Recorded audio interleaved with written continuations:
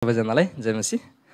परमेश्वरलाई धन्यवाद भएको होस्। यो समय आज पनि फेरि आजको सुन्दर बिहानी परमेश्वरले हामीलाई दिनुभएको छ। हुन्छ हामीलाई आजको दिन मात्र होइन, आज परमेश्वरले हामीलाई आजको यो नयाँ दिनमा उहाँको वचन पनि हामीलाई दिनुभएको छ। हुन्छ हामी सदा चाहिँ हामी आज पनि उहाँको वचनद्वारा हेर्नेछौँ। आजको वचन रहेको छ फिलिपी 1 अध्यायको 19 देखि 26 पदसम्म हामी आजको वचन खण्डलाई हेर्नेछौँ। फिलिपी 1 अध्यायको 19 पददेखि हामी 26 पदसम्म आजको वचन खण्डलाई हेर्नेछौँ। हुन्छ यो समयमा सबैजनाको निम्ति पढिदिनेछु। यहाँ यसरी लेखिएको छ फिलिपी 1को 19 देखि 26 पदमा। हो, म रमाउने छु किनकि म जान्दछु कि तिमीहरूका प्रार्थना र यसु ख्रिस्टका आत्माको सहायताले यो मेरो छुटकाराको निम्ति हुन आउनेछ। मेरो उत्कट प्रतीक्षा र आशा यो हो कि म कदाचित लज्जित हुने छैन, तर ममा प्रशस्त साहस हुनेछ र सधैँझै अहिले पनि मेरो शरीरमा ख्रिस्ट सम्मानित हुनुहुनेछ, चाहे मृत्युद्वारा होस् अथवा जीवनद्वारा, किनकि मेरो निम्ति जिउनु ख्रिस्ट हो र मर्नु लाभ हो। यदि शरीरमा नै जिउनु हो भने मेरो निम्ति त्यो फलदायी परिश्रम हुनेछ, तर पनि मैले कुन चाहिँ चुन्नु पर्ने हो त्यो म भन्न सक्दिनँ। म त दोधारमा परेको छु, बरु बिदा भएर ख्रिस्टको साथमा हुने इच्छा छ, किनभने यो धेरै नै असल छ, तर शरीरमा रहन तिमीहरूका खातिर झन् आवश्यक छ। यस कुरामा निश्चित भएर म जान्दछु कि विश्वासमा तिमीहरूको प्रगति र आनन्दको निम्ति म जीवितै रहनेछु र तिमीहरू सबैसँग बस्नेछु।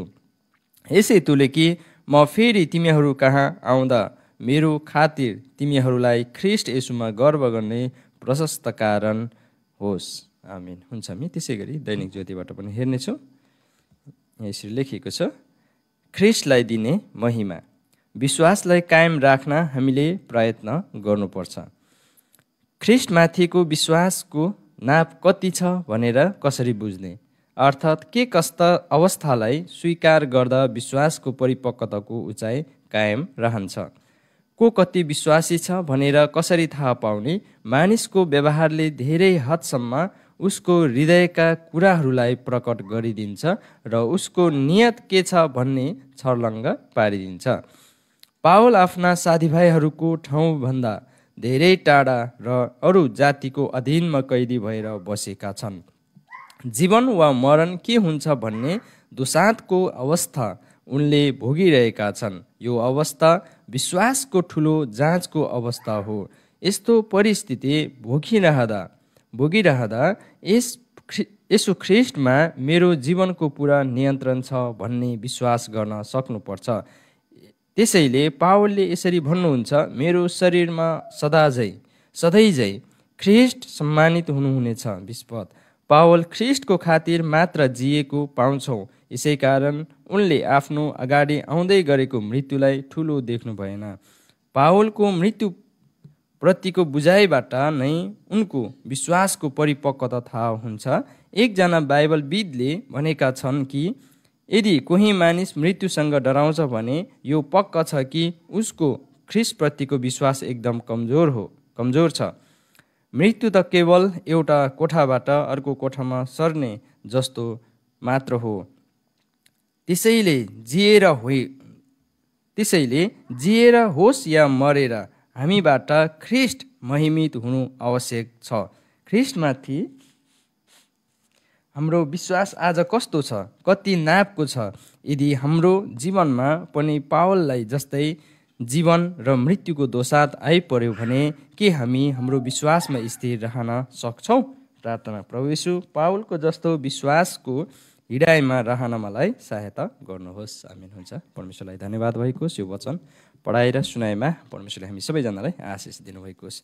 हुन्छ हामी यहाँनिर आज पावलले अनि फिलिप्पीका मण्डलीका निम्ति लेख्नुभएको पत्र हामी यहाँनिर आज हेर्न गइरहेको छौँ।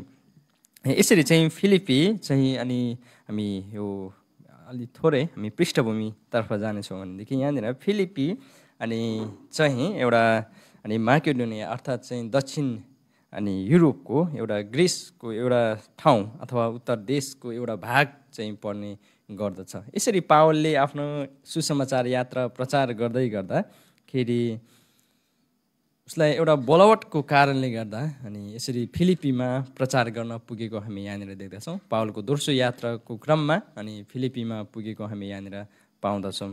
त्यसै गरी यहाँनिर हामी अनि त्यसै गरी पावल आफ्नो दोस्रो यात्रामा पनि फिलिपी पुग्नु भएको छ। त्यसै गरी सुसमाचारको तेस्रो यात्रामा पनि फिलिपीमा पुग्नु भएको हामी यहाँनिर पाउँदछौँ। अनि यसै गरी अनि कति मानिसहरूले हामीलाई अथवा हामी विश्वासीहरूलाई, परमेश्वरका जनहरूलाई, इसाईहरूलाई यो चाहिँ अनि पश्चिमेली धर्म हो अनि पश्चिमेली धर्मलाई यिनीहरूले अँगाल्दैछ भन्ने गरिन्छ। तर हामी यहाँनिर पाउँदछौँ कि पावलले अनि पहिलोपटक है युरोप महादेशमा चाहिँ पहिलोपटक फिलिपीमा चाहिँ परमेश्वरको वचन पुर्याएको हामी यहाँनिर पाउँदछौँ। एसियाबाट चाहिँ यसरी चाहिँ एसियाबाट चाहिँ पश्चिमेली मुलुक अथवा युरोपमा चाहिँ एसियाबाट चाहिँ युरोपमा परमेश्वरको वचन चाहिँ पहिलोपटक प्रचार गर्ने अनि व्यक्ति चाहिँ पावल हामी यहाँनिर देख्दछौँ। यसरी चाहिँ हामी बहिरी मानिसहरूले अथवा अन्य मानिसहरूले चाहिँ हामीलाई जे जस्तो अनि प्रत्यारोप लगाए तापनि यहाँनिर हामी पाउँदछौँ कि एसियाबाट चाहिँ युरोपमा चाहिँ परमेश्वरको वचन चाहिँ पुगेको हो है। यो चाहिँ युरोपबाट अथवा पश्चिमबाट चाहिँ आएको धर्म होइन। यो चाहिँ हामी एसियामा नै उत्पन्न भएको यीशु ख्रिस्ट एसिया महादेशमा नै जन्मनु भयो र यो चाहिँ अनि एसियामा नै भएको है। यो चाहिँ सुरुवात भएको हामी यहाँनिर पाउँदछौँ। यसरी पावल चाहिँ विभिन्न ठाउँ हुँदै विभिन्न ठाउँहरूमा अनि यसरी परमेश्वरको वचनलाई सुसमाचार प्रचार गर्दै गर्दा अनि केही मानिसहरूले है अनि रोमी शासकहरूले है फिलिपीमा पनि रोमीहरूको बसोबास, रोमी नागरिकहरू र सिपाहीहरूको बसोबास धेरै भएको हुनाले अनि बस्ने भएको हुनाले फिलिपीलाई पनि रोमी उपनिवेशको चाहिँ बनाएको थियो। त्यस कारणले गर्दा यसरी पावल अनि सुसमाचार प्रचार गर्दै गर्दा यहाँनिर रोमी सिपाहीहरूले पावललाई चाहिँ पक्राउ गर्नुभयो। यसरी चाहिँ पक्राउ गरिसके पछाडि अब यो अवस्थामा यो पत्र लेख्ने अवस्थामा चाहिँ पावल झ्यालखानामा हुनुहुन्छ। अनि झ्यालखानाबाट चाहिँ अथवा कैदी अवस्थामा रहँदा पनि पावलले आफ्ना मण्डलीलाई, आफ्ना विश्वासी परिवारहरूलाई चाहिँ ख्रिस्टमा दरिलो हुनका लागि, विश्वासमा स्थिर रहनका लागि आफ्नो सिकाउनु पर्ने दायित्व, सिकाउनु पर्ने कर्तव्य, ख्रिस्टमा चाहिँ आफ्ना मानिसहरूलाई बचाउनु पर्ने जुन प्रकारले यही पत्र मार्फत चाहिँ सिकाउनु भएको हामी यहाँनिर देख्दछौँ। यसरी चाहिँ पावलले यो पत्र कैदी अवस्थामा रहँदा पनि आफ्ना मानिसहरूलाई चाहिँ पठाउनु भएको हामी यहाँनिर देख्दछौँ। अनि यसरी चाहिँ अब पावल आफै पनि यहाँनिर दुःख कष्टमा छ है। पावल अब यो सेनाहरूले भनौँ रोमी शासकहरूले चाहिँ उसलाई कैदी अवस्थामा राखेको छ, कैद बनाएर राखेको छ। आफै पनि मृत्यु बाँचिन्छ या मरिन्छ त्यो थाहा छैन। आफै एउटा सतावटमा छ, आफै परीक्षामा छ, आफै चाहिँ दुःख कष्टमा यहाँनिर जीवन जिइरहेको छ।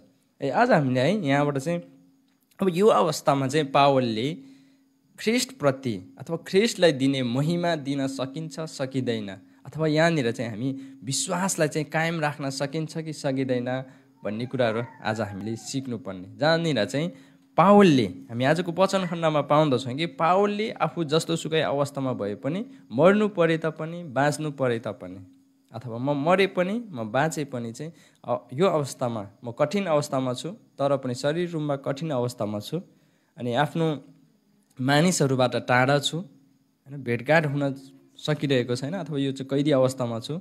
अनि त्यस कारणले पनि पावलले म जस्तो सुकै अवस्थामा भए पनि म चाहिँ अथवा मेरो जीवनबाट चाहिँ ख्रिस्टलाई दिनुपर्ने महिमा सदा सर्वदा रहिरहन्छ। अथवा यो चाहिँ मेरो शरीरबाट, अथवा यहाँनिर हामी पाउँदछौँ मेरो शरीरबाट चाहिँ अनि सधैँ शरीरमा चाहिँ सधैँ चाहिँ ख्रिस्ट सम्मानित हुनुहुनेछ। यसरी चाहिँ ख्रिस्टप्रति गर्नुपर्ने महिमा, ख्रिस्टलाई गर्नुपर्ने आदर सबै कुरा चाहिँ पावल जसरी बाहिर अनि सुसमाचार प्रचारको यात्रामा बाहिर खुल्ला रूपमा स्वतन्त्र रूपमा प्रचार गर्दै हुनुहुन्थ्यो, गर्ने बेलामा जुन प्रकारले ख्रिस्टप्रतिको सम्मान, ख्रिस्टप्रतिको सम्मानित थियो, अनि यो अवस्थामा पनि अर्थात् कैदी अवस्थामा पनि ख्रिस्ट प्रतिको विश्वास र ख्रिस्टलाई दिनुपर्ने सम्मानित महिमा चाहिँ उत्तिकै रहेको यहाँनिर हामी पावल बताउनुहुन्छ। है आज हामी पावलले यो अवस्थामा पनि ख्रिस्टप्रतिको विश्वास आफ्नो विश्वासलाई चाहिँ कायम राख्नुभएको हामी यहाँनिर देख्दछौँ। ख्रिस्टलाई दिनुपर्ने महिमा अनि प्रशंसा ख्रिस्टलाई चाहिँ पावलले गर्नुभएको हामी पाउँदछौँ भने आज ख्रिस्टमाथिको विश्वासको नाप चाहिँ कसरी गरिन्छ अथवा के छ कति छ भने चाहिँ हामी नाप्ने यन्त्र अथवा नहोला, तर यहाँनिर हामी निश्चित यन्त्र नहोला, तर पनि हामी कति छ भनेर कसरी बुझ्ने, आज हामीसँग अथवा के कस्ता अवस्थाहरूमा हामी ख्रिस्टलाई चाहिँ स्वीकार गर्दा विश्वासको परिपक्वताको उचाइलाई चाहिँ हामी कायम रहन्छ। आज हामीलाई हाम्रो विश्वास कति छ भन्ने कुराहरू हाम्रो अवस्थाहरूमा अथवा कुन अवस्थालाई हामीले स्वीकार कसरी चाहिँ स्वीकार गरिरहेको छ, हाम्रो जीवन चाहिँ कस्तो अनि व्यतीत भइरहेको छ भन्ने कुराहरूले चाहिँ आज हाम्रो विश्वासको नापलाई चाहिँ बुझ्न सकिन्छ। अथवा हाम्रो क्रियाकलापबाट, हाम्रो जीवनशैलीबाट, हाम्रो जियाइबाट चाहिँ हामी हाम्रो विश्वासमा हामी चाहिँ कतिको परिपक्वता छ भन्ने कुराहरू चाहिँ देखाउँदछ। है हृदयका कुराहरूलाई चाहिँ हाम्रो अनि मानिसको व्यवहारले नै अनि धेरै हदसम्म हामी देख्दछौँ हामी भित्र भएको कुराहरूलाई, हृदयका कुराहरूलाई चाहिँ प्रकट गरिदिन्छ। है हामी यसरी चाहिँ हामी भित्र कस्तो छ अथवा हाम्रो नियत कस्तो छ अथवा हाम्रो जीवनशैली ख्रिस्टमा परिपक्वता छ कि छैन भन्ने कुरा हाम्रो जीवनमा आएका विभिन्न अवस्थाहरूले नै हामीलाई देखाउँदछ। है आज यसरी पावलले आफू चाहिँ आफ्ना साथीभाइहरूबाट टाढा रहँदा पनि अनि ख्रिस्टको अधीनमा रहेको छ। पावल आफै पनि अरू मानिसहरूको, अरू जातिहरूको अधीनमा छ, कैदी भएर बसेका छन्। यसरी जीवन वा मरणमा के हुन्छ अथवा जीवन वा मरण के हुन्छ, अब कैदी भइसकेपछि अरू मारिदिन्छ कि होइन, अब छुटकारा दिन्छ कि त्यो थाहा छैन, तर पनि यहाँनिर हामी पाउँदछौँ अनि यो दोसाँधको अवस्थामा छ, दोसाँधमा छ, अब के गर्ने है अवस्थामा उनले भोगिरहेको छ। आज हाम्रो जीवनमा पनि यसरी पावल जस्तै हामी कैदी अवस्थामा नपरौँला अथवा यो पर्न पनि सक्छ है हाम्रो जीवनमा। अनि ख्रिस्टको खातिर हामी कैदी अवस्थामा नै किन नहोस्, अन्य विभिन्न सतावटहरू नै हाम्रो जीवनमा किन नहोस्, आज हामी त्यो अवस्थाहरूमा हाम्रो जीवनमा आउने सतावट, परीक्षा, दुःख कष्टहरूमा हामी स्थिर रहन सक्छौँ कि सक्दैनौँ, अथवा हाम्रो विश्वासलाई चाहिँ हामीले कायम राख्न सक्छ कि सक्दैनौँ। है हामीले कुनै व्यक्तिको लागि कि हामी आफ्नो विश्वासलाई त्याग दिन्छौँ कि हामी त्यो अवस्थाहरूमा पनि विभिन्न कारणहरूमा हामी आफ्नो विश्वासलाई चाहिँ हामी कायम राख्न सक्छौँ। है आज यसरी चाहिँ हामी आफ्नो विश्वासलाई चाहिँ कायम राख्न चाहिँ हामीले प्रयास गर्नुपर्छ। हुन त हाम्रो मानिसको जीवनमा धेरै अवस्थाहरू आउँदछ, कठिन अवस्थाहरू आउँदछ, निराशाका अवस्थाहरू आउँदछ। त्यो अवस्थाहरूमा पनि हामीले ख्रिस्टलाई जसरी हामी अनि सबल अवस्थामा हामी चाहिँ परिपूर्ण अवस्थामा हामी सुखमा मात्र हामी ख्रिस्टलाई हामीले महिमा दिइरहेका छौँ। हाम्रो अवस्थाहरू परिवर्तन हुँदाखेरि दुर्बल अवस्थाहरू हुनसक्छ, बिमारी अवस्थाहरू हुनसक्छ, अनि परिवारको आफन्तजनको हाम्रो जीवनमा चाहिँ सतावट, परीक्षाहरू आउन सक्छ, अनि शैतानिक सतावटहरू आउन सक्छ, परीक्षाहरू आउन सक्छ। यो अवस्थाहरूमा चाहिँ हामी आफ्नो विश्वासलाई कसरी कायम राख्ने, हामीले त्यो अवस्थामा ख्रिस्टलाई महिमा कसरी दिने, हामीले महिमा दिन सक्छ कि सक्दैन, ख्रिस्टलाई हामीले सम्मानित गर्न सक्छ कि सक्दैन।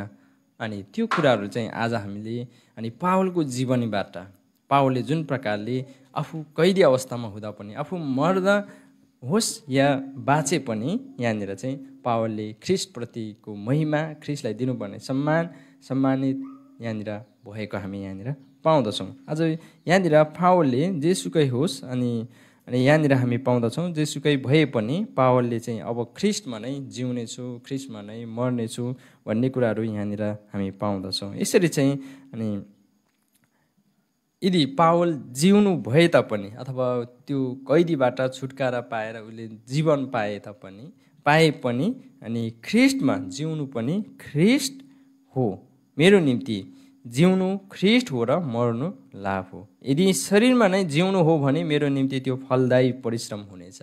यदि आफ्ना मानिसहरूको लागि अथवा विश्वासीहरूको लागि नयाँ नयाँ ठाउँमा मानिसहरूलाई ख्रिस्टमा हुर्काउन बढाउनका निम्ति पावल जिउनु नै उत्तम छ, है, फलदायी छ। भनेदेखि यदि ख्रिस्टको खातिर पावल चाहिँ मर्नु परे पनि यो मेरो लागि लाभ नै छ, किनभने यो चाहिँ ख्रिस्टसँग म हुनेछु भने चाहिँ पावलले चाहिँ स्वीकार गर्नुभएको छ। मलाई बाँच्नु पनि अनि जिउन पाउनु पनि मेरो लागि अनि परिश्रमी छ, अथवा मेरो लागि आवश्यक छ, अथवा अरू मानिसहरूको निम्ति आवश्यक छ, अथवा मर्नु नै परे पनि म ख्रिस्टसँगै मर्नेछु अथवा ख्रिस्टसँगै जानेछु, हुनेछु भनेर चाहिँ पावलले अब मर्नु पनि डर छैन, जिउनुको लागि पनि तयारी छ। पावल चाहिँ यसरी मर्नु परे पनि तयारी छ अथवा जिउनु परे पनि तयारी छ। सबै कुराहरू सबै अवस्थाहरूमा चाहिँ पावल चाहिँ तयारी रहेको छ आफ्नो विश्वासमा, अथवा ख्रिस्टको खातिर चाहिँ पावल चाहिँ तयारी अवस्थामा रहेको हामी यहाँनिर पाउँदछौँ। यसरी चाहिँ हामी यहाँनिर पाउँदछौँ। यस कुरामा चाहिँ निश्चित भएर म जान्दछु कि विश्वासमा तिमीहरूको प्रगति र आनन्दको निम्ति म जीवितै रहनेछु र तिमीहरू सबैसँग बस्नेछु। यस हेतुले कि म फेरि तिमीहरूलाई कहाँ आउँदा मेरो खातिर तिमीहरूलाई ख्रिस्ट येशूमा गर्व गर्ने प्रशस्त कारणहरू होस्।